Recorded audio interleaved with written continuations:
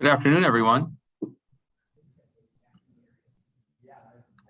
Good afternoon, everyone. Can you hear me?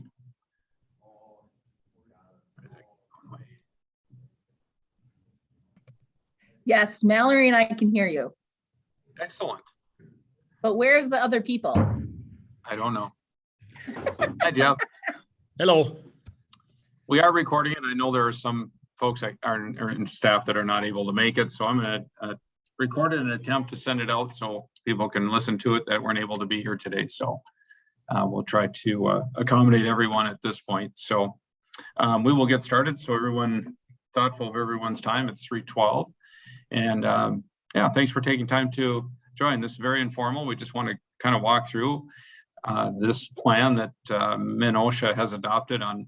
So I'll just start. So Katie's here with me, and like I said, very informal. Just shout any questions that you have. That's the main reason for this, is to kind of go through some highlights of this plan, and then certainly answer any questions that anyone has.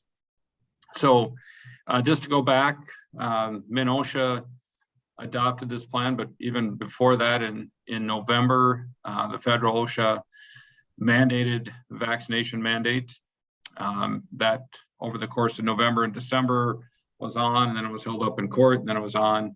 And so that's kind of been the process. Right now, Minnesota OSHA has adopted the plan. They adopted that back on January 3rd. So it is in effect here in Minnesota for all employers with employees over 100.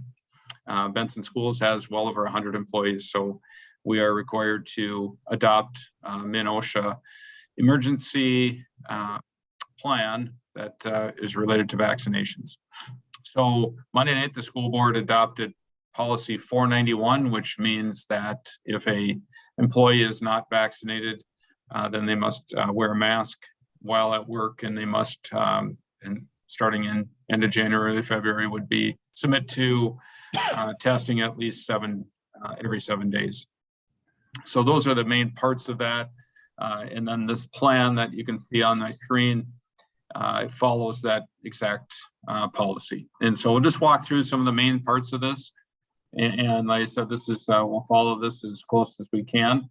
I just found out today there's already been one district in Minnesota that has received an OSHA claim from someone within their school district, made a claim that they weren't following a certain part of it. So yeah, people are watching these things. So here's where we're at. So we'll start out with overview and general information. To be fully vaccinated by February 10th, 2022. That's when MnOSHA will start to do consequences and things on February 9th or that area. We are going to be fully vaccinated by February 10th, obtaining the first dose no later than January 1st, or obtain a dose with a single dose no later than January 22nd, given the timelines between the doses. And then also this mandate states that, and of course, the vaccination state that to be fully vaccinated is 2 weeks after your last dose, whichever that might be. As the states here will be considered fully vaccinated 2 weeks after receiving the requisite number of doses. Vaccination acceptable forms, proof of vaccination. So that's what the district is doing this week. Part of the requirement of this mandate is that employees must get the vaccination status of every employee. We've held off on that. Technically, the masking requirement was to go into effect on Monday. We are working through this kind of slowly, wanting to make sure that as things are being sorted through at different levels and how this is going to be applied, we're kind of working through that. And at the same time, as I think everyone is aware, the Supreme Court did hear oral arguments on this requirement on January 7th. And so everyone's awaiting the decision that they hand down. So whether that comes in a couple of days or a couple of weeks, nobody knows at this point. So we are going through this week, obtaining vaccination status for that. And those are going to Katie. She will be at Northside tomorrow to collect those items. So these are the acceptable proofs of vaccination status. So they're laid out 1, 2, 3, 4, 5 here. And these were emailed out to staff on Tuesday morning, so I'm not going to read through all of it, but just kind of highlight some of these areas. And certainly if you have detailed questions, we will answer those. So that's acceptable proof of vaccination status. So we will work through that this week and collect those. We will have those on file. Vaccination status by January 13th. Friday is the 14th, so we'll be somewhere in that 13th, 14th range to get vaccination status. One thing we'll also state, one of the details of the policy states that every employee must give their vaccination status, whether they are vaccinated or they're not vaccinated. We are sent out a form, and those of you that have filled out the form will see that it's either vaccinated, here's the dates, or unvaccinated or not willing to or not providing vaccination status. We are going to accept either one of those for different reasons, just to respect our employees. Supporting COVID-19 vaccination. So those employees that at this point are not vaccinated and wish to vaccinate, an employee may take up to 4 hours of duty time per dose to travel to the vaccination site, and that would be up to 2 times. So a maximum of 8 hours of duty time for receiving 2 doses. So they would just put that, employee would just put that in ASOP and submit that to through ASOP. Second part is employee notification. Oh, and one other follow-up to that within this is an employee has up to 2 days of granted sick time that wouldn't come out of the sick bank or personal leave or anything for an illness following a vaccination. So that's also part of this plan in terms of vaccinations for employees. Employee notification of COVID-19 and removal from the workplace. We already have all that in place if someone tests positive for COVID-19, and that we work through our school nurses to take care of those situations. And we've been doing that for almost 2 years now. Return to work criteria is laid out. It's exactly what we're following now. At least 5 days have passed since first symptoms appeared. At least 24 hours have passed with no fever without fever reducing medication. And then employee must wear a mask for the 10 days. So that's similar to what we already do, so no change there. COVID-19 testing. As I said, COVID-19 testing, according to the mandate, does not have to begin until early February. MIN-OSHA will not provide consequences for testing until February 10th. So we will wait on testing. We want to make sure we have vaccination status and all that in place and things like that, and giving our employees time to get vaccinated if they choose to do that. And then we will start testing. So testing will not begin until the end of January or early February. We will provide testing on site each Friday, which through this Pathline system that we currently have, results will come back on Monday. And so if employees that are not vaccinated wish to do that, they can either have a test done here at the high school, or they can have it done at Northside, whichever they'd like to do. And that will be on Friday. If an employee chooses not to utilize the on-site, then they will have to do their testing outside of work hours and pay for it themselves. If it's done on site, Benson schools will pay for it and take care of the testing. There must be for unvaccinated employees, there must be a testing result at least every 7 days. And that would be to Katie. I'll just pause here and state what needs to happen. So on file, the employer, Benson schools must have a roster of every employee that we have. Katie's put that all together. We must have and maintain a record of the vaccination status of every employee. And then we must maintain a record of every COVID testing result. So if MIN-OSHA comes in and does a review, those must be readily available to produce for the inspector that comes in, whoever comes in. So Katie will maintain those. She will maintain that record confidentially in the business office with some of the other confidential records that we maintain. Anything else with that? And this was brought up at the school board meeting. In the policy, once we no longer have to follow this policy, or it is decided by the Supreme Court that we should not, all records will be destroyed. And I will take care of destroying all those records. That was brought up at the school board meeting, so I wanted to mention that. Yes, thank you.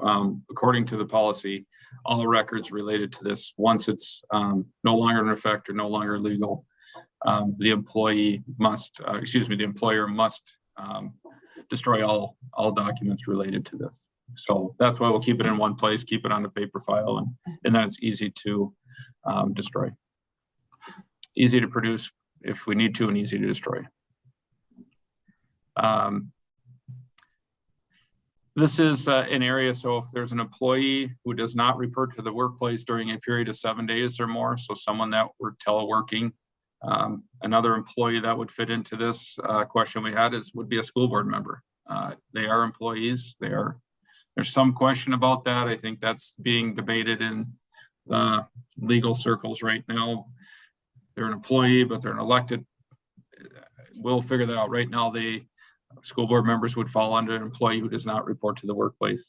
So we will be, Katie will be collecting the vaccination status of school board members as well.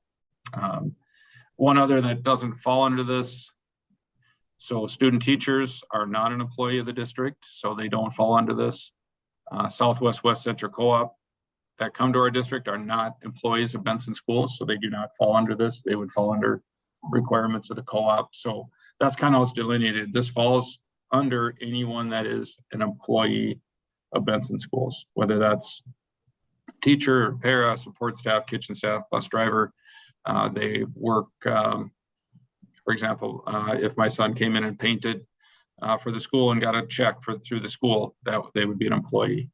They would fall under this 7 days and would have to do the same thing. So it's pretty extensive list. When we start collecting and looking at every employee that we have, it's a pretty extensive list, pretty varied list. If an employee does not provide documentation of COVID-19 test results as required by this policy, they will face disciplinary measures up to and including termination.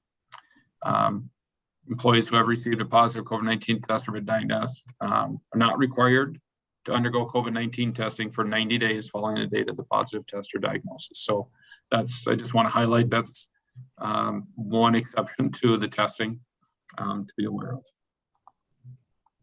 And as I stated here, employees will have the opportunity to get tested at the nurse's office at the respective building. And if you're working at Northside and it's more convenient to come to the high school and get tested on that Friday, whatever works during the course of that day is fine. The second part to the requirement of if an employee is unvaccinated or doesn't provide their vaccination status, employees covered by this policy is not fully vaccinated will require the employee to wear a face covering, and it lays out the required face covering criteria based on the MIN-OSHA standard. So must wear, employees who are not fully vaccinated must wear a face covering over the nose and mouth when indoors and when occupying a vehicle with another person for work purposes.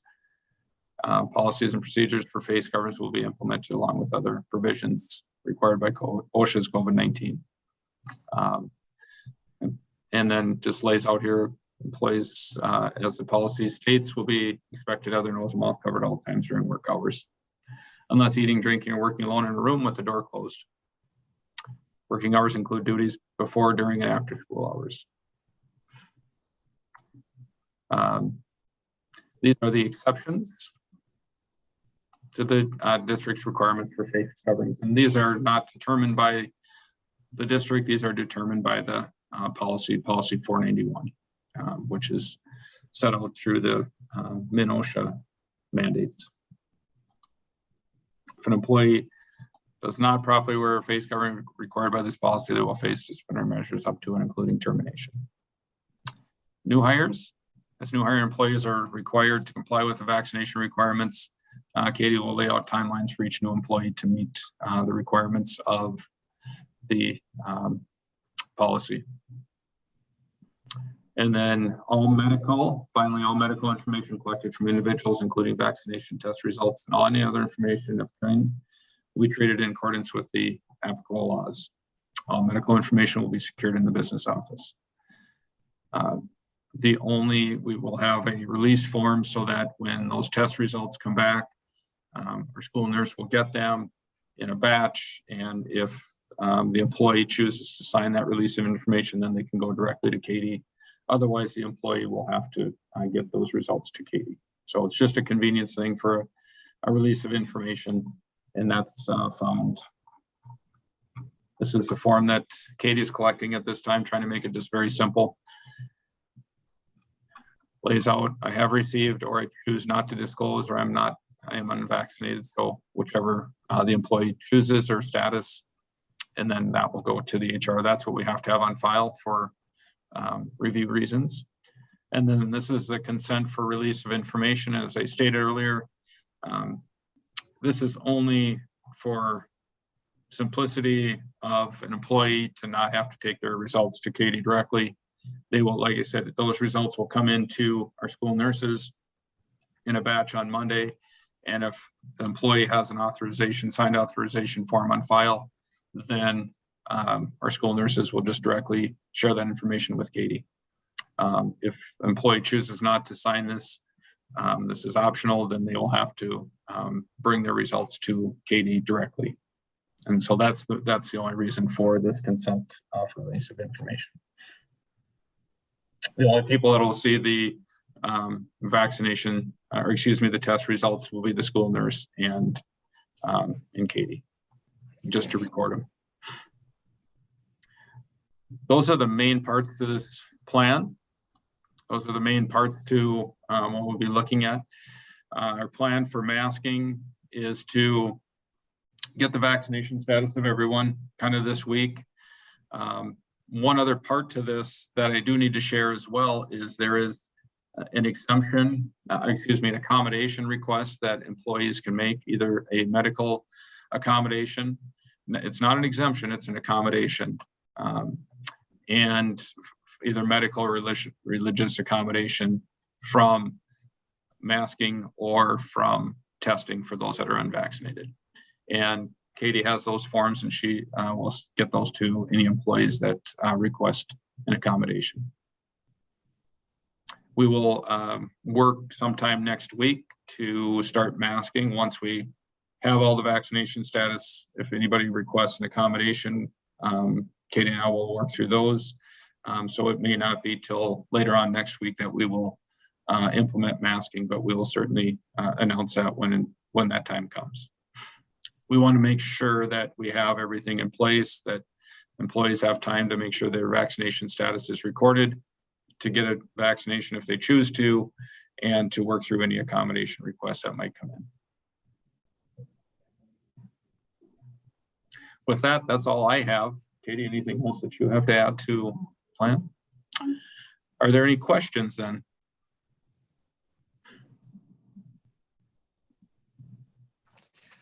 I didn't see one question about how the board adopted the policy. Did they specify that this goes away if the Supreme Court overturns this? Yeah, very good question, Jeff. Yes, the motion was made that this policy is in place as long as it is legal or it is in place. So it goes away when it's no longer in place or it's no longer legal, which that would be no longer legal based on a Supreme Court ruling. Mm-hmm. And they did adopt, just to be clear, they adopted policy 491, which states that it's either vaccination or masking and testing. There's two provisions under the MNOSHA mandate, is that it's either an employer can either choose everybody has to be vaccinated and that's it, or vaccinated or testing and masking. So they approved policy 491, which is the testing and masking for unvaccinated. And that is only in place, and this plan is only in place as long as this ETS is in place or it's no longer legal. Okay. Yes, great question. The other thing I see and maybe I don't see it, but it doesn't address who gets to decide what is vaccinated. Is vaccinated 1 shot, 2 shots, 2 shots and a booster, 2 shots and whatever the latest thing they come out with? Who gets to decide when the vaccination is done? Yeah. This is 2 doses or 1 dose. There's nothing in here. There's nothing in the ETS mandate about a booster. It's only right here. It's just highlight this. It's laid out: to be fully vaccinated, employee must obtain the first dose of 2-dose vaccination and the second dose, or obtain 1 dose of a single dose vaccination. Okay. Does that answer your question, Jeff? Yep, I missed that. Yep, no, not a problem. I didn't touch on everything. So yeah, very good question. So right now in the mandate, it does not mandate any boosters. It's either the 2 doses of Pfizer, Moderna, or 1 dose of Johnson & Johnson. If somebody chooses to get vaccinated after, I mean, this is just by February 10th. So say you are not vaccinated as of today, but you're working towards the vaccination. I would have you fill out the form that you're unvaccinated as of today. But then once you meet the 2 weeks after the final dose of whatever vaccine you go through, then I'd have you fill out another form that you are vaccinated, and I have the proof of that. Right. If that makes sense. Okay.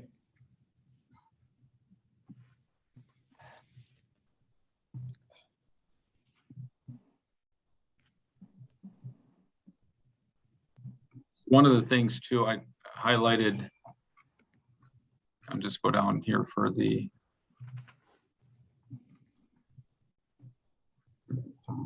COVID-19 testing. So face coverings,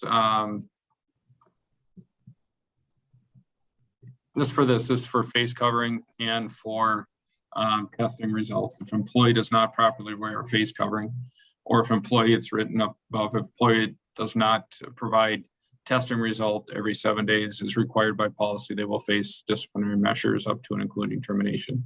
The district will follow what's been laid out. So for teachers, it would be what's in our collective bargaining agreement, those steps. And for others, it would be the natural progression of disciplinary steps. Okay.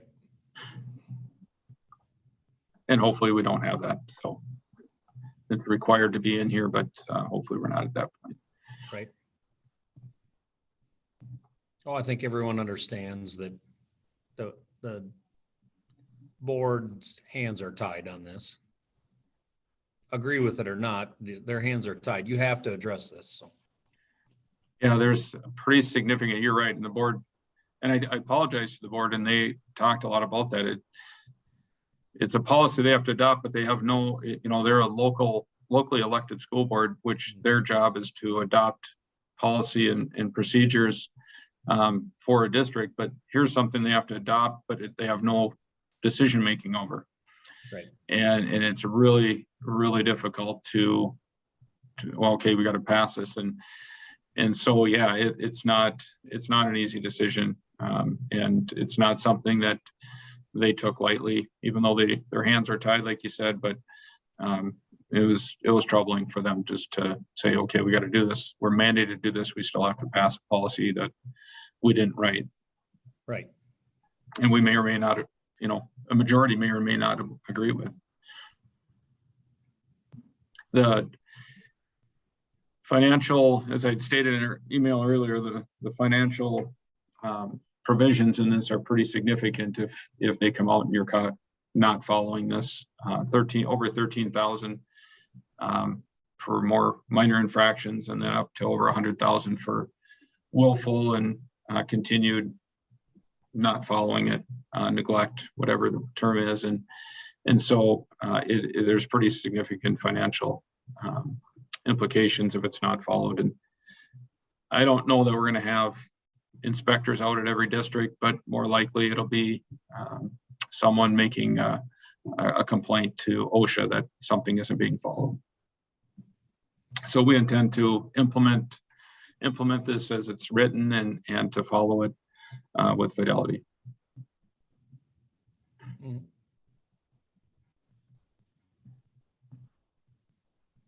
Good questions. Any other questions?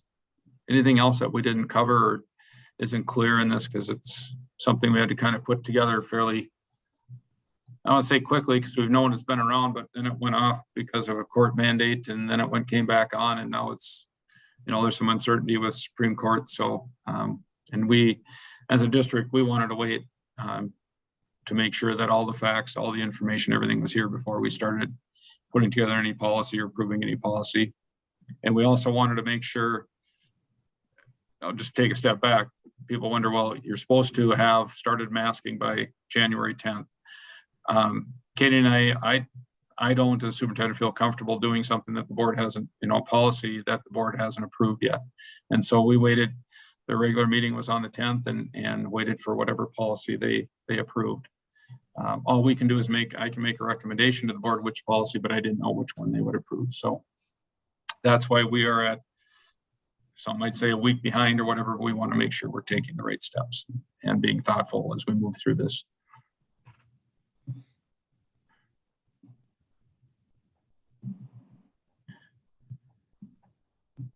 Very good. Any other questions that we can answer for you or try to answer?